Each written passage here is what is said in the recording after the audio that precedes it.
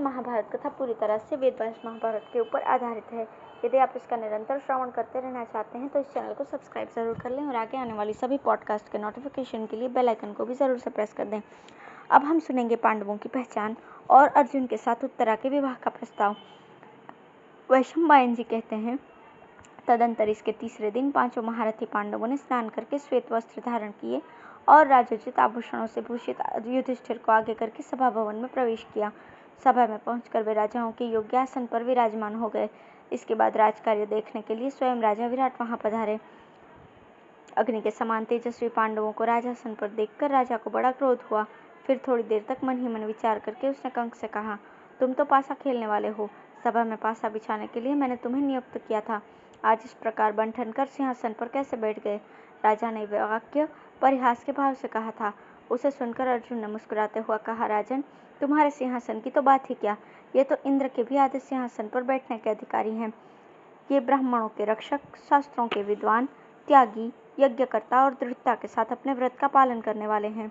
ये मूर्तिमान धर्म है, पराक्रमी पुरुषों में श्रेष्ठ है। इस जगत में सबसे अधिक बुद्धिमान और तपस्या के आश्रय हैं। जिन अस्त्रों को देवता, असुर, मनुष्य, राक्षस, गंधर्व, किन्नर, सर्प और बड़े बड़े नाग भी नहीं जानते, उन सबका इन्हें ज्ञान है। ये दीर्घदर्शी, महातेजस्वी और अपने देशवासियों के प्रेम पात्र हैं। ये महर्षियों के समान है, राजर्षि हैं और समस्त लोकों में विख्यात है। महारथी, बलवान, धर्मपरायण, धीर, चतुर, सत्यवादी और जितेंद्रिय हैं। ऐश्वर्य और धन में ये इंद्र और कुबेर के समान है। इनका नाम है धर्मराज युधिष्ठिर। ये कौरवों में सर्वश्रेष्ठ हैं। उदयकालीन सूर्य की शांत प्रभा के सामने इनकी सुखदायिनी कीर्ति समस्त संसार में फैली हुई है। ये धर्मराज जब कुरुदेश में रहते थे उस समय इनके पीछे 10,000 वेगवान हाथी तथा अच्छे घोड़ों से जुते हुए सुवर्णमाला मंडित 30,000 रथ चलते थे। जैसे देवता कुबेर की उपासना करते हैं वैसे ही सब राजा और कौरव लोग इनकी उपासना किया करते थे। उन्होंने इस देश के सब राजाओं से कर लिया था। इनके यहाँ प्रतिदिन 88,000 स्नातक ब्राह्मणों की जीविका चलती थी। ये बूढ़े, अनाथ, लंगड़े, लूले और अंधे मनुष्यों की रक्षा करते थे। प्रजा को तो ये सदा पुत्र के समान मानते थे। इनके सद्गुणों को गिनाया नहीं जा सकता। ये नित्य धर्मपरायण और दयालु है। राजन, ऐसे उत्तम गुणों से युक्त होकर भी ये आपके राजासन पर बैठने के अधिकारी क्यों नहीं हैं? विराट ने कहा, यदि ये कुरुवंशी कुंती नंदन राजा युधिष्ठिर हैं तो इनमें इनका भाई अर्जुन और महाबली भीम कौन है? नकुल, सहदेव और यशस्विनी द्रौपदी कौन है? जब से पांडव लोग जुए में हार गए तब से कहीं भी उनका पता नहीं लगा। अर्जुन ने कहा, राजन, ये जो बल्लव नामधारी आपके रसोइया हैं यही भयंकर वेग और पराक्रम वाले भीम हैं। कीचक को मारने वाले गंधर्व भी यही हैं। ये नकुल है जो अब तक आपके यहाँ घोड़ों का प्रबंध कर रहे हैं और ये है सहदेव जो गौओं की संभाल रखता रहा है। यही दोनों महारथी माता माद्री के पुत्र हैं तथा ये सुंदरी जो आपके यहाँ सैरंध्री के रूप में रही है यही द्रौपदी है। इसके लिए ही कीचक का विनाश किया गया है। मेरा नाम है अर्जुन।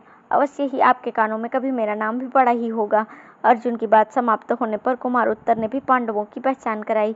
इसके बाद अर्जुन का पराक्रम बताना आरंभ किया। पिताजी, यही युद्ध में गौओं को जीत कर ले आए हैं। इन्होंने ही कौरवों को हराया है। इन्हीं के शंख की गंभीर ध्वनि सुनकर मेरे कान बहरे हो गए थे। ये सुनकर राजा विराट ने कहा, उत्तर, अब हमें पांडवों को प्रसन्न करने का शुभ अवसर प्राप्त हुआ है। तुम्हारी राय हो तो मैं अर्जुन से कुमारी उत्तरा का ब्याह कर दूं। उत्तर बोला, पांडव लोग सर्वथा श्रेष्ठ, पूजनीय और सम्मान के योग्य हैं तथा इसके लिए हमें मौका भी मिल ही गया है, इसलिए आप इनका सत्कार अवश्य करें। विराट ने कहा, युद्ध में भी मैं शत्रुओं के फंदे में फंस गया था। उस समय भीम ने ही मुझे छुड़ाया और गौओं को भी जीता है। मैंने अनजाने में राजा युधिष्ठिर को जो कुछ अनुचित वचन कहे हैं उनके लिए धर्मात्मा पांडुनंदन मुझे क्षमा करें। इस प्रकार क्षमा प्रार्थना करके राजा विराट को बड़ा संतोष हुआ और उसने पुत्र के साथ सलाह करके अपना सारा राजपाट और खजाना युधिष्ठिर की सेवा में सौंप दिया। फिर पांडवों और विशेषतः अर्जुन के दर्शन से अपने सौभाग्य की सराहना की। सबका मस्तक सूंघकर प्यार से गले लगाया। इसके बाद वो अतृप्त नेत्रों से उन्हें एकटक देखने लगे और अत्यंत प्रसन्न होकर युधिष्ठिर से बोले, बड़े सौभाग्य की बात है जो आप लोग कुशलतापूर्वक वन से लौट आए और ये भी अच्छा हुआ कि इस कष्टदायक अज्ञातवास की अवधि को आपने पूरा कर लिया। मेरा सर्वस्व आपका है, इसे निसंकोच स्वीकार करें। अर्जुन मेरी पुत्री उत्तरा का पाणी ग्रहण करें। ये सर्वथा उसके स्वामी होने के योग्य हैं। विराट के ऐसा कहने पर युधिष्ठिर ने अर्जुन की ओर देखा। तब अर्जुन ने मत्स्यराज को इस प्रकार उत्तर दिया, राजन, मैं आपकी कन्या को अपनी पुत्रवधू के रूप में स्वीकार करता हूँ। मत्स्य और भरतवंश का ये संबंध उचित ही है। अभिमन्यु के साथ उत्तरा का विवाह। वैशंपायन जी कहते हैं, अर्जुन की बात सुनकर राजा विराट ने कहा, पांडव श्रेष्ठ, मैं स्वयं तुम्हें अपनी कन्या दे रहा हूँ, फिर तुम उसे अपनी पत्नी के रूप में क्यों स्वीकार नहीं कर सकते? अर्जुन ने कहा, राजन, मैं बहुत काल तक आपके रानीवास में रहा हूँ और आपकी कन्या को एकांत में तथा सबके सामने पुत्री भाव से ही देखता आया हूँ। उसने भी मेरे ऊपर पिता की भांति ही विश्वास किया है। मैं नाचता था और संगीत का जानकार भी हूँ, इसलिए वो मुझे प्रेम तो बहुत करती है, परंतु सदा मुझे गुरु ही मानती आई है। वो वयस्क हो गई है और उसके साथ 1 वर्ष तक मुझे रहना पड़ा है। इस कारण तुम्हें या किसी को हम पर कोई अनुचित संदेह न हो, इसलिए उसे मैं अपनी पुत्रवधू के रूप में ही वर्ण करता हूँ। ऐसा करके ही मैं शुद्ध, जितेंद्रिय और मन को वश में रखने वाला हो सकूंगा और इससे आपकी कन्या का चरित्र भी शुद्ध समझा जाएगा। मैं निंदा और मिथ्या कलंक से डरता हूँ, इसलिए उत्तरा को पुत्रवधू के रूप में ग्रहण करूंगा। मेरा पुत्र भी देव कुमार के समान है। वो भगवान श्री कृष्ण का भांजा है। वे उस पर बहुत प्रेम रखते हैं। उसका नाम है अभिमन्यु। वो सब प्रकार के अस्त्र विद्या में निपुण है और तुम्हारी कन्या का पति होने के सर्वथा योग्य है। विराट ने कहा, पार्थ, तुम कौरवों में श्रेष्ठ और कुंती के पुत्र हो। तुम्हें धर्माधर्म का कितना विचार होना उचित ही है। तुम सदा धर्म में तत्पर रहने वाले और ज्ञानी हो। अब इसके बाद का जो कुछ कर्तव्य हो उसे पूर्ण करो। जब अर्जुन मेरा संबंधी हो रहा है तो मेरी कौन सी कामना अपूर्ण रह गई? विराट के ऐसा कहने पर अवसर देखकर राजा युधिष्ठिर ने भी इन दोनों की बातों का अनुमोदन किया।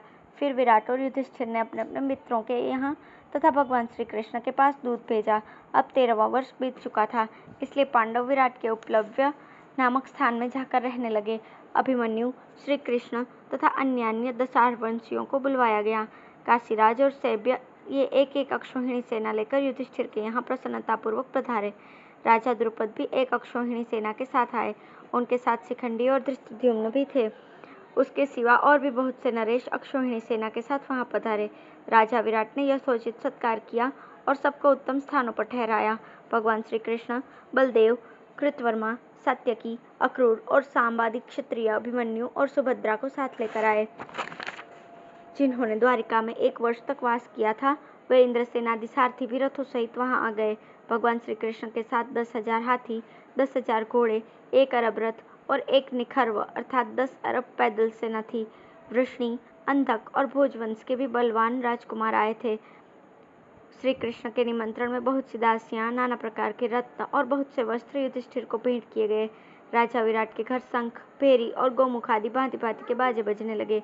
अंतपुर की सुंदरी स्त्रियां नाना प्रकार के आभूषण और वस्त्रों से सज धज कर कानों में मणिमय कुंडल पहने रानी सुदेशना को आगे करके महारानी द्रौपदी के यहाँ चली।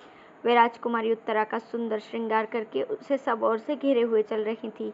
द्रौपदी के पास पहुंचकर उसके रूप, संपत्ति और शोभा के सामने सब फीकी पड़ गई। अर्जुन ने सुभद्रा नंदन अभिमन्यु के लिए सुंदरी विराट कुमारी को स्वीकार किया। उस समय वहां इंद्र के समान वेशभूषा धारण किए राजा युधिष्ठिर भी खड़े थे। उन्होंने भी उत्तरा को पुत्रवधू के रूप में अंगीकार किया। तदंतर भगवान श्री कृष्ण के सामने अभिमन्यु और उत्तरा का विवाह हुआ। विवाह काल में विराट ने अप्रज्वलित अग्नि में विधिवत हवन करके ब्राह्मणों का सत्कार किया और दहेज में वर पक्ष को वायु के समान वेग वाले 7,000 घोड़े, 200 हाथी तथा बहुत सा धन दिया। साथ ही राजपाट, सेना और खजाने सहित अपने को भी सेवा में समर्पण किया। विवाह संपन्न हो जाने पर युधिष्ठिर ने भगवान श्री कृष्ण से भेंट में मिले हुए धन में से ब्राह्मणों को बहुत कुछ दान किया। हजारों गौएं, रत्न, वस्त्रभूषण, वाहन, बिछौने तथा खाने पीने की उत्तम वस्तुएं अर्पण की। उस महोत्सव के समय हजारों लाखों हृष्ट पुष्ट मनुष्यों से भरा हुआ मत्स्य नरेश का वो नगर बहुत ही शोभायमान हो रहा था। धन्यवाद।